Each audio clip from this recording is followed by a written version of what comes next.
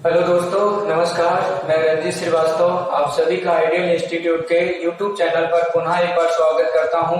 आज हम लोग मैथ्स विषय का एक बहुत ही महत्वपूर्ण टॉपिक पढ़ेंगे जिसका नाम है इकाई का अंक ज्ञात करना, फाइंड द यूनिट प्लेस।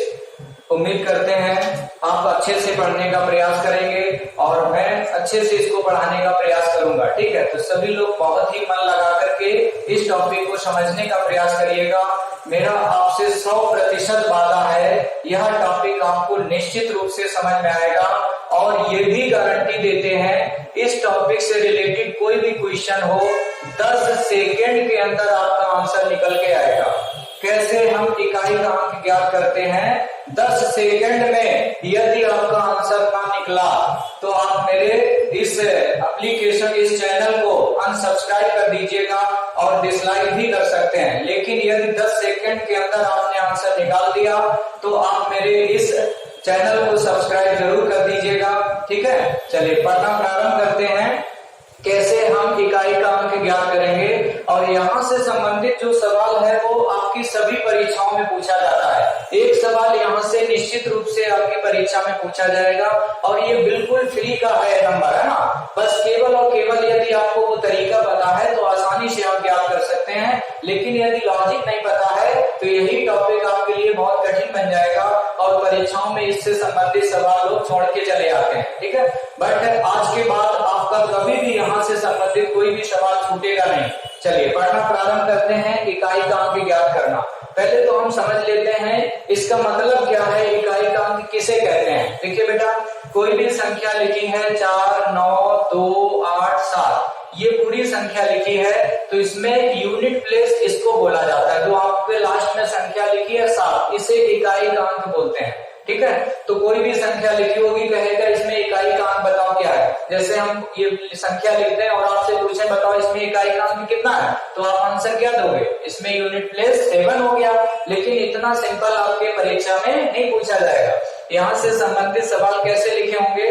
जैसे एक सवाल लिखा है 12 और यहाँ 12 पे पावर 2 लगा दिया।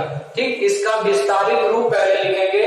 12 का वर्ग कितना होता है? 12 का वर्ग बेटा 144 होता है। अब 144 में यूनिट प्लेस पे कितना आया? 4, तो इसका आंसर हो गया 4। तो मेरे कहने का मतलब है कि किसी भी फॉर्म में कोई चीज लिखी है और भी सवाल यहाँ से कैसे आ सकता है। जैसे लिखा है 2, 4, 6, 8 मल्टीप्लाई 9, 8, 7, 6, इस प्रकार से गुणा के रूप में भी संख्या दे देगा, कह देगा इनके गुणनफल में इकाई का अंक क्या होगा। तो यदि जिनको लॉजिक नहीं पता है वो इनका आपस में मल्टीप्लाई करेंगे, इसके बाद देखेंगे इकाई के अंक पे क्या आया फिर बताएंगे। बट आपको ऐसा नहीं करना है, आपको केवल देख करके ही आंसर बता देना है कि इसका आंसर सर ये होगा। जैसे यहाँ पे देखिएगा इकाई का अंक होगा 8। ठीक, इन दोनों का इकाई, इनका मल्टीप्लाई जब करेंगे तो मल्टीप्लाई में इकाई का अंक क्या बनेगा? 8 बनेगा। कैसे मैंने पता किया 8 आया? तो आप भी अभी थोड़ी देर में सीखेंगे। जैसे एक सवाल और देखिएगा, सपोज लिखा हुआ है 2464 और इस पे पावर मैंने लगा दिया है 1973। आपसे कहा जाए कि इसमें इकाई का अंक बताओ क्या होगा, इसमें यूनिट प्लेस पर क्या होगा, कैसे आप ज्ञात करेंगे। ठीक है, तो इसमें यूनिट प्लेस आपको जो बताना है वो आपका 4 आ जाएगा। कितना आएगा? 4। देखिए कैसे मैंने देखते ही बता दिया, अभी आप भी सीखेंगे, अभी आपको भी बताएंगे। जैसे एक संख्या लिखी है 2, 9, 8, 7, 4 और इस पे पावर लगा दिया मैंने 2, 4, 8, है ना, इतनी बड़ी पावर लगा दिया। आपसे कहा जाए कि इसमें इकाई का अंक ज्ञात करो तो इसमें बेटा इकाई का अंक जो आएगा वो 6 होगा। कितना होगा?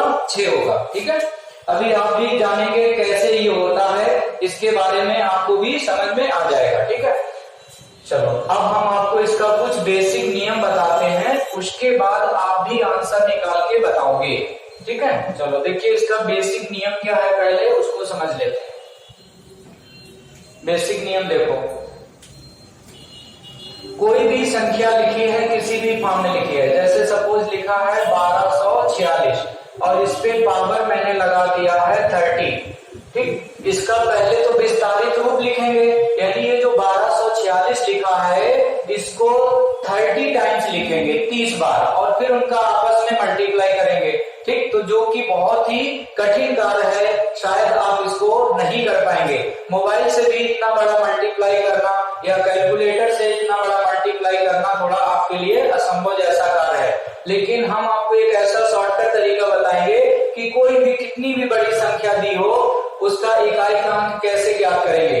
तो इसका कुछ बेसिक नियम है, पहले उसको आप सीखेंगे। ठीक है, देखो बेटा, यहाँ पे पावर के रूप में, घात के रूप में कोई भी संख्या लिखी हो, कितना भी यहाँ पे पावर के रूप में संख्या लिखी हो, उस संख्या में सदैव आप 4 से डिवाइड करोगे। ये नियम है, 4 से सदैव उसमें भाग लगाएंगे। जब आप इस संख्या में, घात में जो संख्या लिखी है उसमें 4 से डिवाइड करोगे, डिवाइड करने के उपरांत यहाँ पे आपका कुछ ना कुछ रिमाइंडर बचेगा। कभी रिमाइंडर बचेगा भी, कभी नहीं भी बचेगा, दोनों काम हो सकते हैं। तो रिमाइंडर यहाँ पे क्या क्या बच सकता है? अगर हम किसी भी, यहाँ तो ये एग्जाम्पल है जिसके लिए आप शेष की बात ना करें, यहाँ पे कोई भी संख्या हो सकती है, कुछ भी शेष हो सकता है। ठीक, यानी कहने का मतलब रिमाइंडर क्या बच सकता है? या तो रिमाइंडर 0 बचेगा, या रिमाइंडर आपका 1 भी बच सकता है, या रिमाइंडर यहाँ 2 बच सकता है, या रिमाइंडर 3 बच सकता है। बस इन्हीं 4 संख्याओं में से ही कोई ना कोई शेष बचेगा।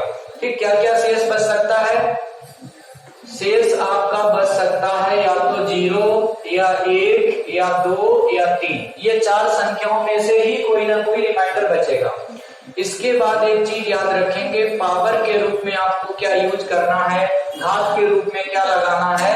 यदि रिमाइंडर 0 बच रहा है, शेषफल 0 बच रहा है, तो आपको घात के रूप में संख्या 4 यूज करनी है। कहाँ पे करनी है अभी मैं सब सिखाऊंगा आपको, बस अभी केवल बेसिक चीज आप सीखते जाओ। रिमाइंडर 1 बचे तो पावर 1 लगेगी, रिमाइंडर 2 बचे तो पावर 2 लगेगी, रिमाइंडर 3 बचे तो पावर 3 लगेगी।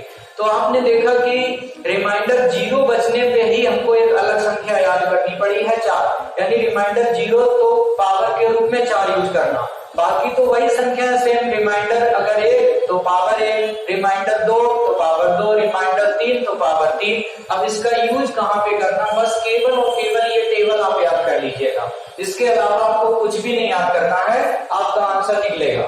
चलो अब इसको हम लोग सॉल्व करके देखते हैं। तो सबसे पहला काम क्या करेंगे, जो भी घात के रूप में संख्या लिखी है उसमें सदैव 4 से ही डिवाइड करेंगे। डिवाइड करके रिमाइंडर पता करो। जैसे 30 में हम 4 से भाग लगाएंगे तो 4 सत्ते 28। यहाँ पे बेटा रिमाइंडर कितना बच रहा है? ठीक, यहाँ पे शेष कितना बचा? 2। अब इसमें से चेक करेंगे, रिमाइंडर मैंने क्या बताया, इन 4 में से ही कोई न कोई बचेगा। तो हमारा यहाँ पे रिमाइंडर कितना बचा? 2 बचा। अगर 2 रिमाइंडर है तो हमें पावर कितनी यूज करनी है? 2। कहाँ पे यूज करनी है इसके लिए समझिएगा। अब देखो यहाँ ब्रैकेट के रूप में जो संख्या लिखी है, इस पूरी संख्या में से केवल और केवल इकाई का अंक आपको यूज करना है। यूनिट प्लेस को आप अलग कर लो। यूनिट प्लेस पे कितना लिखा है? 6। इस 6 पे पावर लगा दीजिएगा। तो अब देखो ये 6 कहाँ से लिया? जो भी ब्रैकेट में पूरी संख्या लिखी थी उनमें से इकाई के अंक को अलग कर लो, यहाँ ब्रैकेट में लिख लो आपने। इसके बाद ये पावर 2 कहाँ से आ गई, वो डिपेंड करेगा इस रिमाइंडर पे। अगर रिमाइंडर 2 बच रहा है तो पावर यहाँ पे 2 लगाएंगे। अगर यहाँ रिमाइंडर 3 बचा होता तो हम पावर यहाँ 3 लगाते, और रिमाइंडर यहाँ 1 बचा होता तो हम पावर 1 लगाते। लेकिन रिमाइंडर यदि 0 बचा होता तो हम इस जगह पे पावर कितनी लगाते? 4 लगाते। बस ये इस टेबल का यूज होना है। अब इसको आप आसानी से सॉल्व कर सकते हैं। 6 पे घात 2 यानी 6 का वर्ग कितना होता है? तो 6 का वर्ग होता है 36। अब 36 में आपका यूनिट प्लेस पे कितना दिखाई दे रहा है? 6। तो फाइनल इसका जो आंसर आएगा वो 6 होगा।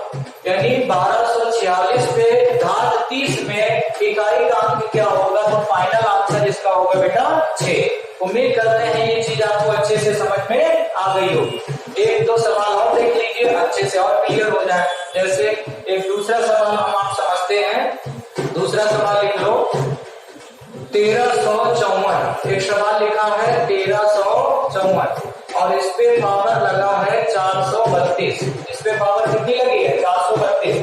तो इसमें हमें इकाई का अंक ज्ञात करना है। कैसे पता करेंगे?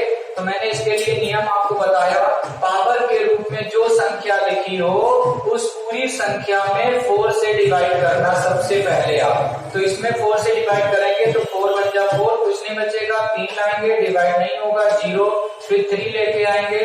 अब 32 में आप 4 से भाग लगा दो तो 4 8 32, रिमाइंडर यहाँ बेटा कितना बचा 0, शेष हमारा बचता हुआ दिख रहा है 0। यदि 0 रिमाइंडर बचा है तो पावर हमें कहीं पे 4 यूज करनी है। कहाँ पे यूज करनी है इसको समझो। इस पूरी संख्या में से इकाई के अंक पे कितना लिखा 4, तो यहाँ पे मैंने 4 को अलग कर लिया।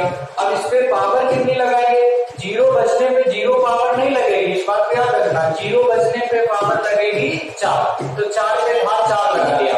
अब इसको कैसे सॉल्व करेंगे, इसको देखो, यानी 4 को 4 बार लिखेंगे, 4 गुणे 4 गुणे 4 गुणे 4, 4 की घात 4 था, इसका मतलब 4 को 4 बार मल्टीप्लाई करना।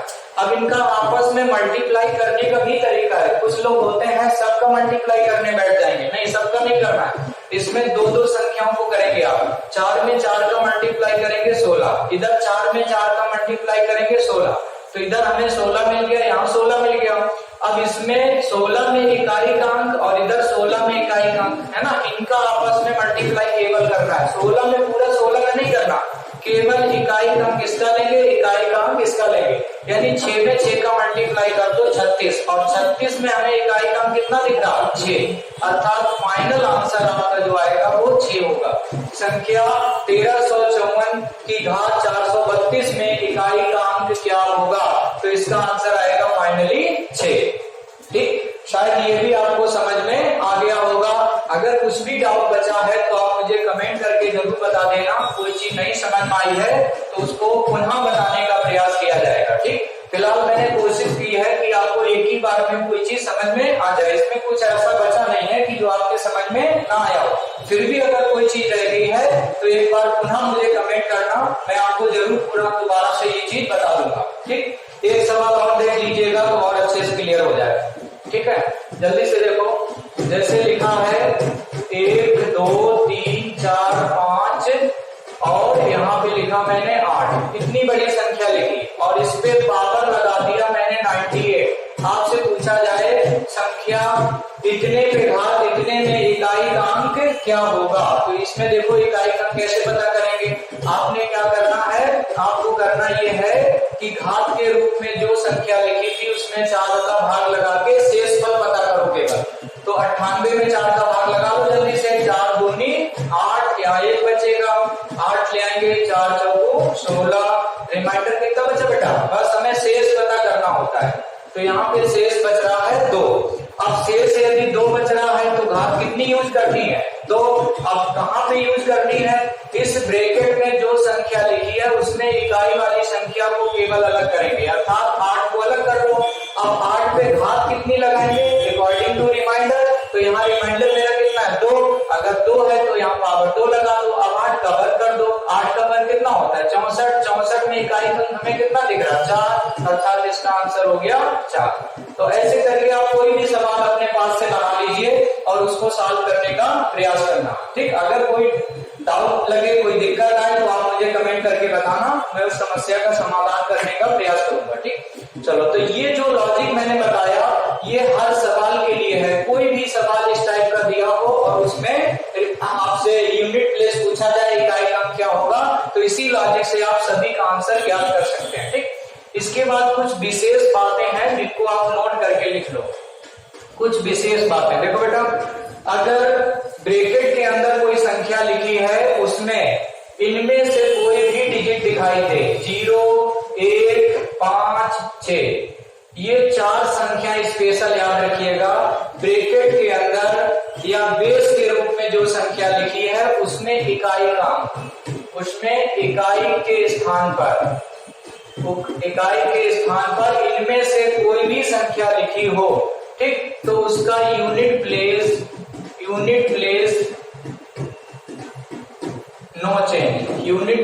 नो चेंज, यानी नहीं बदलता है। इसका मतलब क्या होगा, चलो समझो। जैसे देखो इसका एग्जांपल, जैसे लिखा है कहीं पे मैंने 4 9 8 0 और इस पे घात कुछ भी लगा दो, आप कुछ भी पावर लगा दो, कोई फर्क नहीं पड़ता। ठीक, दूसरा संख्या लिखो, दूसरा संख्या हम लिखते हैं जैसे 3, 9, 2, 5, 1, इतने पे पावर मैंने लगा दिया 76। पावर कुछ भी लगाएंगे कोई प्रॉब्लम नहीं। एक सवाल और लिखते हैं जैसे लिखा है 2, 5, 7, 6, 5, इस पे पावर मैंने लगा दिया 79। ठीक, इसमें हमें इकाई का अंक पता करना। इसके बाद एक सवाल और लिख लेते हैं 4, 3, 2, 5, 6, 7, 6, इतनी संख्या पे पावर लगा दीजिए, मान लो 80 लगा दिया। आपसे पूछा जाए इनमें इकाई का अंक ज्ञात करो। ये सभी सवाल अभी आपको जो मैंने एक लॉजिक सिखाया था उससे सबका आंसर आ जाएगा, लेकिन उससे थोड़ा कहीं टाइम ज्यादा लगेगा बशर्ते इस लॉजिक से। लेकिन ये जो लॉजिक चलेगा वो केवल और केवल इन संख्याओं के लिए ही है जो घात के, जो बेस के रूप में, आधार के रूप में जो संख्या लिखी, इसको बेस कहते हैं, इसको एक्सपोनेंट कहते हैं। ये आधार कहलाता है, ये घात कहलाता है। तो आपको आधार वाली संख्या में इकाई का अंक चेक करना है, केवल ये संख्या। आपको इकाई की संख्या ये दिखनी चाहिए। अगर यूनिट प्लेस पे इनमें से कोई भी संख्या है, यहाँ पावर के रूप में कुछ भी लिखा है, कोई प्रॉब्लम नहीं, केवल और केवल ये संख्याएं आपको चेक करनी है।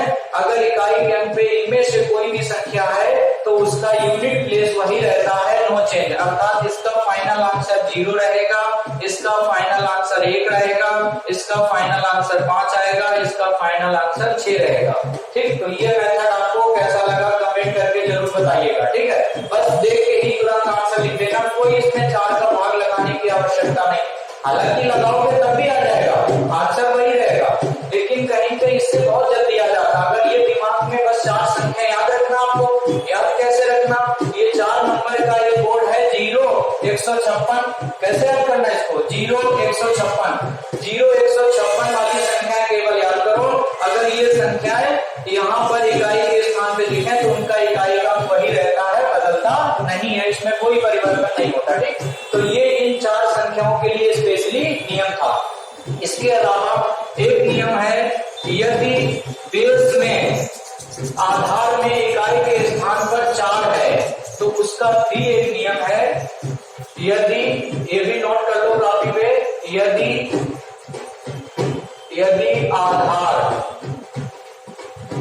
आधार में इकाई के स्थान पर 4 हो तो, इकाई के स्थान पर 4 हो तो इसके लिए नियम देखो। इसके लिए नियम क्या होगा बेटा, यहाँ पे a पावर, एक ही जगह 4 लिखते हैं, 4 पावर n। अब यहाँ पे n जो मैंने लिखा है, ये n आपका क्या हो सकता है, n आपका इवन भी हो सकता है, n आपका एक विषम संख्या भी हो सकती है, और n आपका एक इवन नंबर भी हो सकता है, सम संख्या भी हो सकती है। n की जगह पे देखो, इकाई के स्थान पे तो 4 ही के लिए नियम है। अगर इकाई के स्थान पे 4 है, जो भी आधार के रूप में संख्या लिखी उसमें इकाई के स्थान पे 4 है, घात के रूप में आपको चेक करना है। घात के रूप में संख्या या तो विषम होगी या सम होगी। अगर संख्या विषम है तो फाइनल आंसर आपको 4 देना है, कितना देना, 4। और यदि आपकी जो घात है वो सम संख्या है तो फाइनल आंसर 6 देना। इसका मतलब एग्जांपल देखो, जैसे लिखा है कहीं पे 4, 9, 8, 7, 4, इतनी बड़ी संख्या लिखी और यहाँ पे मैंने लिख दिया है आपके सामने एक संख्या 79। घात के रूप में कितना लिख दिया, 79। ठीक, तो इसका आंसर आपको बताना है क्या होगा। मैंने बताया कि इस पूरी संख्या को चेक करेंगे, पूरी संख्या को चेक करने के उपरांत यहाँ पे आधार वाली संख्या में इकाई के स्थान पर 4 होते हैं। यहाँ देखो 4 दिख रहा है। अब इसके बाद हमें इसकी घात चेक करनी। घात में क्या चेक करना, केवल इवन और चेक करना, सम या विषम। अब या तो ये संख्या सम होगी या विषम होगी। तो 79 कैसी संख्या है, एक विषम संख्या है, एक ऑड नंबर है। ऑड होने पे फाइनल आंसर इसका बताओगे 4, यही इसका आंसर हो गया। बाकी जो बेसिक अभी मैंने बताया था कि इसमें 4 से डिवाइड करके रिमाइंडर पता करो, उससे भी आएगा, लेकिन इससे बहुत जल्दी आप देख के बता सकते हैं। केवल यहाँ पे चेक करना है 4 चेक किया। इसके बाद दूसरी चीज चेक करेंगे यहाँ पे घात के रूप में सम या विषम। विषम है तो आंसर 4 बता दो। ठीक, दूसरा देखो एक और, जैसे लिखा है 9 3 5 6 9 4, ये संख्या लिखी है और इस पे पावर मैंने लगा दिया है सपोज 96। तो आप देख रहे होंगे यहाँ पे ब्रैकेट में जो संख्या लिखी है उसमें यूनिट प्लेस पे आपने देखा 4 लिख रहा, 4 के बाद आप घात वाली संख्या को चेक करो, घात में लिखा है 96 यानी 96। 96 कैसी संख्या है, सम है कि विषम है, इवन है कि ऑड है? तो आप देख रहे हैं 96 एक इवन नंबर है, एक सम संख्या है। अगर यहाँ पे सम संख्या है तो आंसर कितना दोगे? 6, तो इसका आंसर हो जाएगा 6। तो इस प्रकार से ये 4 के लिए केवल और केवल नियम है, यदि एग्जाम में याद रहता है तो बहुत जल्दी आंसर निकाल जाएगा। अदरवाइज वही बेसिक फंडा अपना लगा लेना, घात में 4 का डिवाइड करके रिमाइंडर पता कर लेना, उसके अकॉर्डिंग लगाओगे तब भी आ जाएगा। ये थोड़ा सा यदि याद रहता है तो और जल्दी आंसर आपके सामने आ जाएगा। ठीक, तो ये कुछ हमारा अलग से नियम था, इसको हमने सीख लिया है। ठीक है, अगली क्लास में हम और एक अच्छे टॉपिक के साथ